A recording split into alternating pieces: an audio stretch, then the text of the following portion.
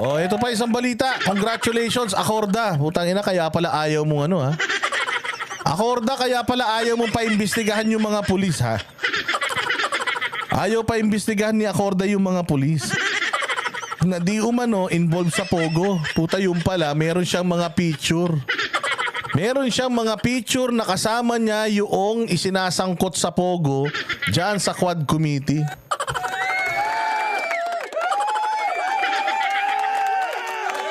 Acorda, ano to? Tangina, kaya pala umiiwas ka. Kaya pala umiiwas ka. Pucha, ang nag-appoint sa'yo, presidente ng Pilipinas ah. Tapos may mga kumakalat-kalat na picture nung nakaraan ah. Oh, may kumakalat na picture nung nakaraan na magkakasama yung mga pogo sa isang kwarto, kasama yung mga opisyal ng pamahalaan, asawa, mga ganyan. Oh, parang close na close nila yung mga yung mga pogo operators na yan. Tapos biglang may naglabas ng balita na isang PNP chief ang tumulong kay Alice Go Macalabas dahil nakapayola. Puta, sabi ni Acorda, mali naman yan na dapat ganito, ganyan. Hindi dapat dinidiscuss yung mga ganyan. Ganito, yung pala, eto na, Yung pala, meron din tinatago itong si Sir, ha.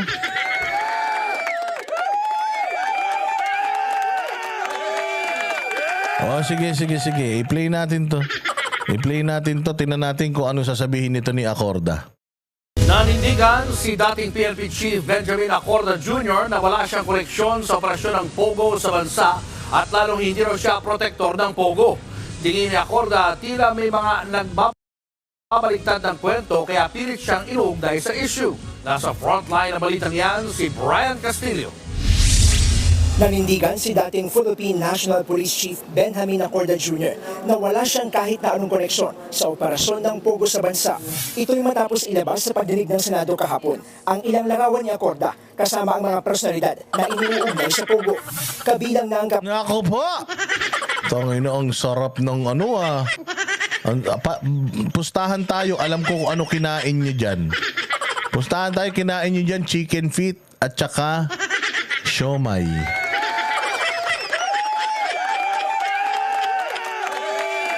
Kaina, picture.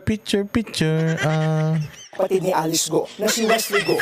Gayon din si Suwal Pangasinan Mayor Dong Kalugay. Mayroon ding picture siya ko. Nako! Tangina, may picture pa sila.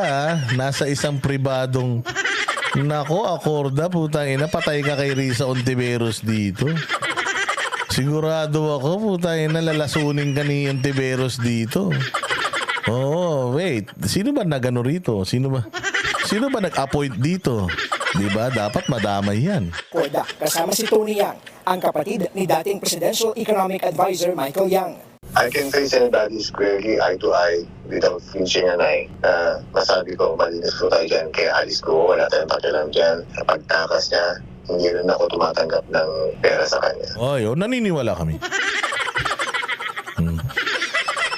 Hindi, General, naniniwala kami. Ako ay talagang naniniwala na hindi mo sila kilala. Hindi mo kilala yung mga Chinese na yan. Wala kang tinatanggap sa mga Chinese na yan. Nagkataon lang na nung nagkita-kita kayo, nung kumakain ka sa restaurant na yan, na mahaba na restaurant, ibig sabihin, mag-isa ka lang kumakain, mahaba yung yung lamesa Oh, nagkataon lang talaga gusto mo lang, marami ka lang umorder, kaya maraming pagkain doon sa mahabang mesa. Na yung picture na yan, nakita ka lang nila, ay, ito yung PNP chief, magpa-picture tayo, gano'n. Hindi, naniniwala ako na gano'n ka kasikat na general. Kaya nagpapapicture sila sa'yo.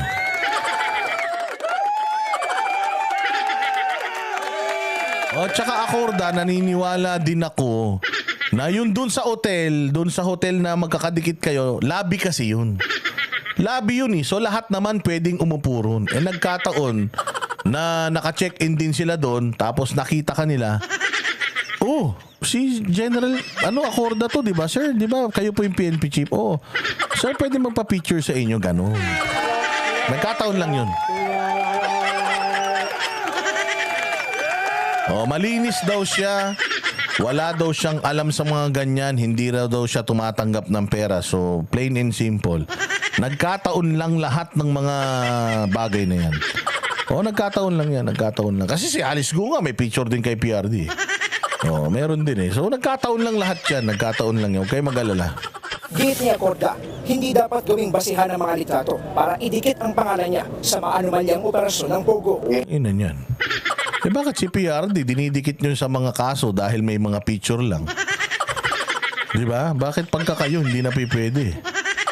That is the stand of the government during that time. And kahit that is the stand of the government during that time, hindi ko po alam na may Pogo operation si Mr. Yang. I never tolerated or transacted illegal activities with my friends. Kung lumapit man sila kung may tutulong para sa bayan niya at saka kung anong mga dapat na pag-usapan, legal lang ako. Hindi ako nakikipag-transact sa illegal. Hindi rin daw siya kailanman matatawag na protektor ng mga Pogo. Siya pa raw mismo ang nag-utos na imbestigahan at kalaunan ay magkasanang operasyon laban sa Pogo Hub sa Bambantarlac noong Marso. Sabi pa ni Acorda, masakit na tila nahusgahan agad siya dahil lang sa mga pinakitang larawan. Siyempre rin kasi ang paglutang ng mga larawan. Ganyan kasi ang style ni Risa Ontiveros. Trial by publicity without even investigating, without even talking to the person why, naglalabas na sila kagad ng mga statement para siraan lang talaga yung iyong pagkatao. Ganun lang naman ang Senate inquiry na yan. Puros lang naman yan talaga. Trial by publicity, moro-moro lang naman yan. Alam naman nila yan pare-parehas yung mga ganyang galawan. Sa ibinunyag ni PAGCOR Senior Vice President Raul Villanueva na may dating PNP chief na sangkot sa pagtakas ni dating Mayor Go. Sa totoo lang, ang dapat nilang kinukulong yung nagsabi na may dating PNP chief na nagtulong kay Alice Guo. Kasi hindi naman pala niya even siya, hindi niya confirmed yung balita na yun, yung intel na yun. Pero sinabi niya sa Senado under oath. So dapat nakakulong na ngayon yung kupal na yan eh. Palabas ng bansa, tumatanggap din daw ng buwanang payola mula sa Pogo ang di pinangalan ng ex-PNP chief. Pero kalaunan, kumambyo si Villanueva at sinabing chismis lang daw ang kanyang mga sinabi. Imagine, being a general, chismis ang sasabihin mo. Na dapat, ikinontempt nyo na yan. Nagsinungaling ka, ibig sabihin, yung statement mo hindi totoo, hindi verifikado, therefore, nag-break ka ng oath mo of telling the truth and nothing but the truth, so help me God, ganun. So dapat itong kalbon to, dapat to, nakakulong na to ngayon. Di ba? For 37 years, I tried to keep my records clean. Pero just for one picture or many pictures and with so many innuendos, nasira agad. Pero kasama yan sa serbisyo. Tingin ni Acorda, Sa totoo lang, Acorda, in fairness naman to you, those pictures to me, wala talaga siyang it will not even stand in the court. Kasi just explain it. Hindi, yung picture niyan ganito. Naganak ako ng binyag diyan, nagkataon nandiyan yung mga yan. Nagpa-picture sa akin, halimbawa naman yun dun sa nakapalibot kayo, yun. Nagkataon lang din yung isang kilala ko kasama nila, so nagpa-picture na sila sa akin.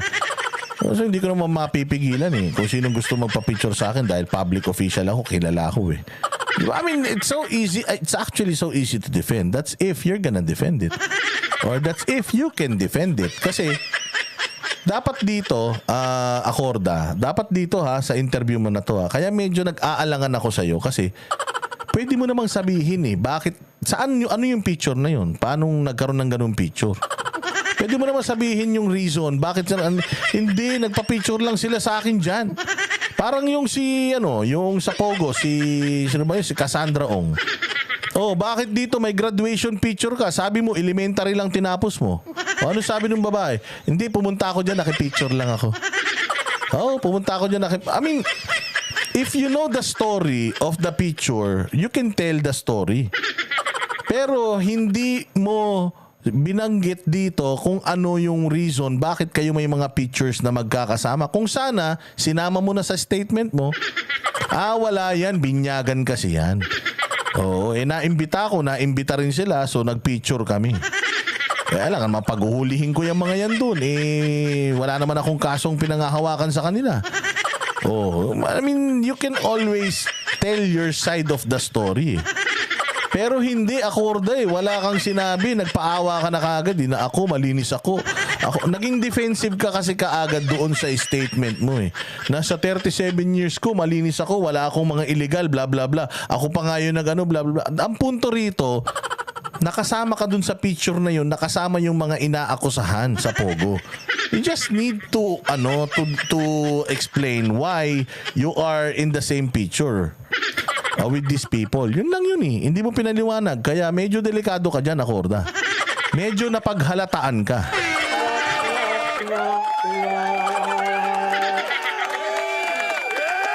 Oo, kasi ang dami mong sinabi. Pinakita ni Risa yung picture Sana doon ka nag-focus. Yung ebidensya, ginagawang ebidensya laban sa iyo, basagin mo.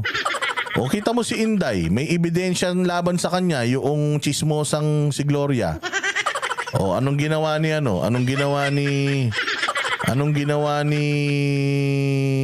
ni Inday. O binasag niya kagad, nagpakita siya kagad ng ebidensya na itong taon to, loko-loko yan. Kaya naniniwala dyan. O tapos, ang problema, exposed kagad. Ikaw wala di ba? Tila may mga gustong baliktarin ng kwento, kaya pilit siyang iniuugnay sa Pogo. If I am going to live another life, at despite all the setbacks na meron ako ngayon, I will still do the same thing. Ay sus, ang dami mo sinasabi. Hindi yan ang issue, Acorda. Ang issue, bakit mo sila kasama sa picture? Ang dami mo nang sinabi, I'm going to live another life like despite all the setbacks na inang drama-drama mo. Paniwanag mo lang bakit ka nasa picture na yun. Tapos, yun lang yun. Hindi namin gustong malaman kung anong gusto mong mangyari sa buhay mo, sa susunod na buhay mo, yung past life mo. Wala kaming paki doon. Ang tanong, ano ang ginagawa mo sa picture na yun with them? Yun lang yun. Yun lang yung dapat sinasagot mo. Oo, ang dami mo ng chechi-burechi, kaya mas lalo nagdududa tao sa'yo, Acorda For the sake of our national security. Sabi ni Acorda, handa siyang humarap sa Senado para linisin ang kanyang pangalan. Pero sa ngayon, wala pa raw siyang natatanggap na formal na imbitasyon para dumalo sa pagdinig. Nagbabalita. Oh, yun lang naman yun.